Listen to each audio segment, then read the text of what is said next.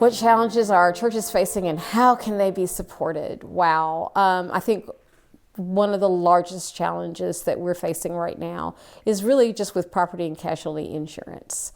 Our rates are high, particularly around the coast. We're seeing that they're just really high insurance rates. And I heard another bishop describe that as an existential crisis. I think that's not far off the mark. When a church community here was telling me that 70% of their revenue goes to pay property and casualty insurance, then I know that all of us as bishops, and I mean it's not just here, but all other bishops as well, we've all got to be able to step back and say, how do we help folks more faithfully be able to address these kinds of issues and be able to insure properties that we want to be able to insure, but at the same time not create such a burden on them that they can't do other ministry because they're locked into insurance issues. That's a challenge. Clearly, having enough clergy is always going to be a challenge. Attracting young people, I mean, we discovered during COVID in particular that a lot of folks stopped going to seminaries. I mean, the attendance at seminaries dropped rather precipitously because suddenly there was a realization that this work is hard. This work is hard. And encouraging people to believe in the hard work, even though it is hard, and to say, loving God's people and helping God's people know how much they are loved is worthy work. It may not pay as much as all kinds of other things, but it's super, super worthy work. And I think another one of our challenges is just our properties themselves. We have a lot of historic properties. We have a lot of deferred maintenance.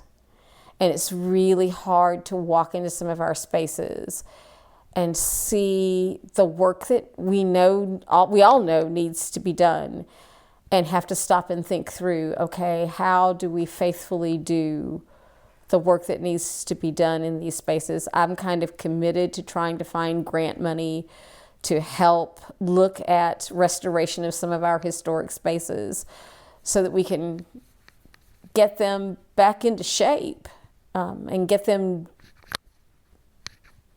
back to the glory that they were. We recently did the rededication of Christ Church at Church Hill. Such a faithful restoration. So much thought that had gone into all the little details in bringing Christ Church back. And that kind of detail, we might not be able to do that kind of detail everywhere, but we can do a lot of faithful work. And I've got to try to dig into how we get some grant money, how we take a fresh look at some of our historic spaces and bring them back. So I think all of those are opportunities. Oh, I see a lot of hope. I see hope in the ways that we really try to engage our neighbors and try to support our neighbors in all the ways that we can try to support them. Our ministries are varied and they are amazing in the ways that people have said, how's God calling us to do a thing? Whether it's we are taking care of foster children in our community, whether we've opened up a thrift store that supports the neighbors around us and helps us get rid of our own clutter. Whether it's how we help with food ministries and school ministries, school supplies. We have worshiping communities that are supporting prisons and have folks going into prisons and making sure that Eucharist is being administered and that even the folks in prison know that we are all God's beloved. There's a lot of hope in all of that and a lot of grace in all of that. This year and a half has just been a joy. It's been such a joy. I'm loving getting to know everyone and loving seeing the ways that we're engaging with God's people and loving God's people. This is a faithful diocese, full of so much joy and love. We're Alleluia people. And I'm just grateful.